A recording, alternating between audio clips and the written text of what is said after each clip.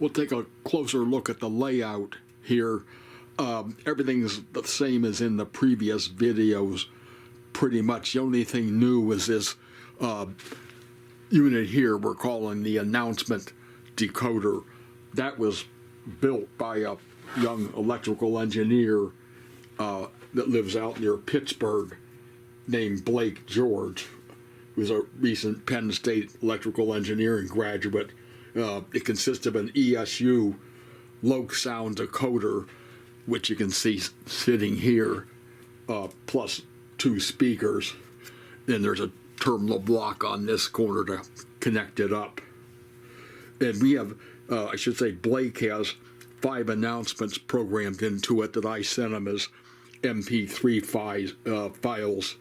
And we're using 3 of those 5 announcements since we've got 3 trains we're running off. And we need basically need more volume, because once these engines get going, they drown out the decoder. But this is the first time we've used this sound decoder, I should say announcement decoder, and we can see that it works with the mini panel, or that is to say our programmable controller, and we can use our programmable controller to use that sound decoder to make announcements. And it's programmed currently, you program it almost like a regular Loco. It's currently programmed the Loco 9999. So normally if you push like F2, I think on MTH Locos, that gives you the horn. But in this case, if I push F2, we'll get the announcement that's programmed into location, into function 2. Attention. Southbound travelers on California's effort to San Francisco and Los Angeles, boarding now on track 1. Have your tickets out for the conductor. All luggage should have been checked. All aboard. So that's our announcement decoder in operation. And what we've got here is we've got an NCE command station, a Power Pro command station, feeding power into the track in one place.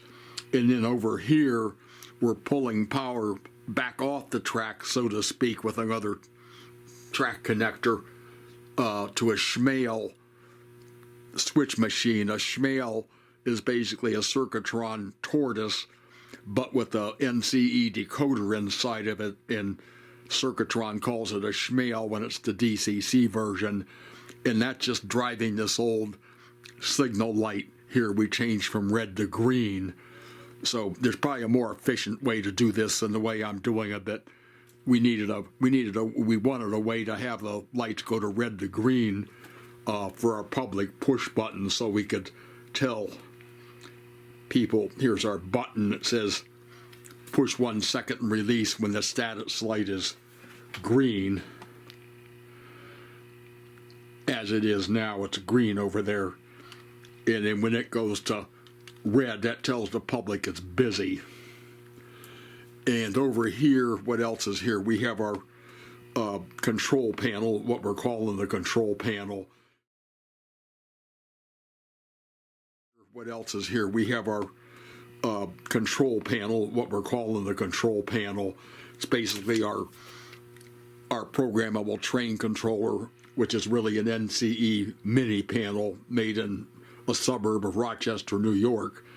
And then we have 3 Atlas 205 slide switches. These are normally used, probably most commonly, to turn on a siding or a spur in normal trackage, or turn on an accessory. Here we're using them to just ground the inputs of the controller. That's basically how we communicate with this thing, is we ground an input. That's really the only way you can input instructions to it, is to ground one of its inputs. We're hooked up to about 10 of them here total. And over here we've got a Atlas 56 slide switch, which is normally used for probably HO turnouts, most commonly a momentary connector. And when it's down like it is now, it's another start button that's wired in parallel with this one over here. So either of these buttons being pushed will start things. If we push it up, it slides to the up position. If we push it up, there it goes. If we push it up, it's in the reset position. If we push the button, you might be able to see that LED blinks when the thing is reset. So if we have to reset the controller, we can do it that way. And we normally don't need to do that unless we have a derailment or something. We got to stop the whole operation. That way when we need to stop the controller so we can manually reposition the trains after we fix them. In that case, we reset the, in that case, we have to reset the train controller.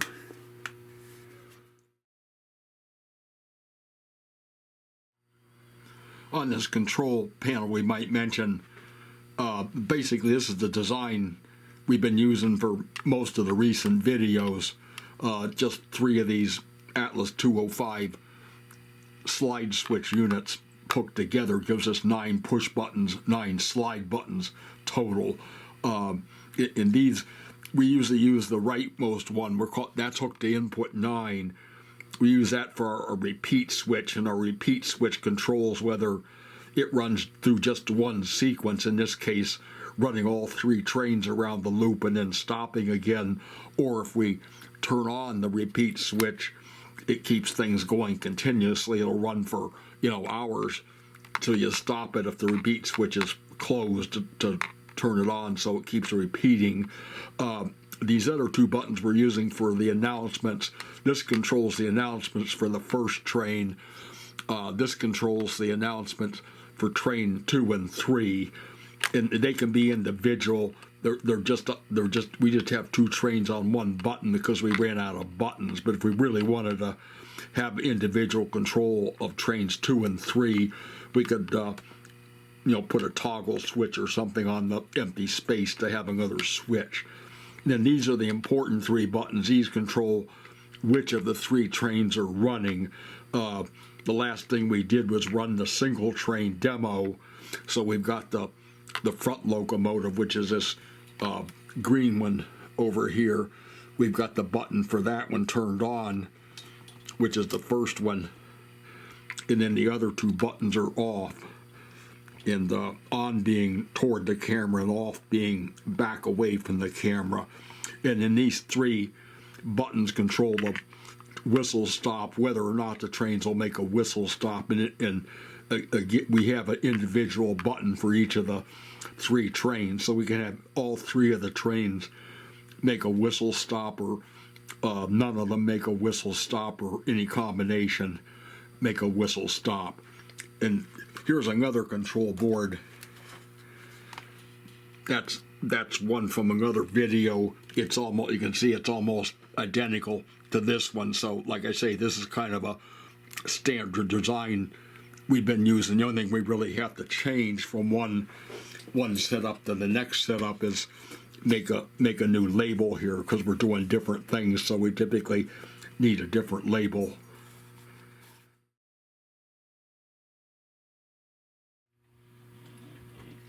We'll walk down along the side here for a second and look at the only other thing I think we need to look at is the Z-stop detector back there. Let's go back and take a look at that. And you can see it's just a simple loop of track with a crossing in there, so we could get more running distance, so to speak. And here's our actual detector. And again, we have a terminal track connector. We're pulling power off the track to bring it over here to power this thing.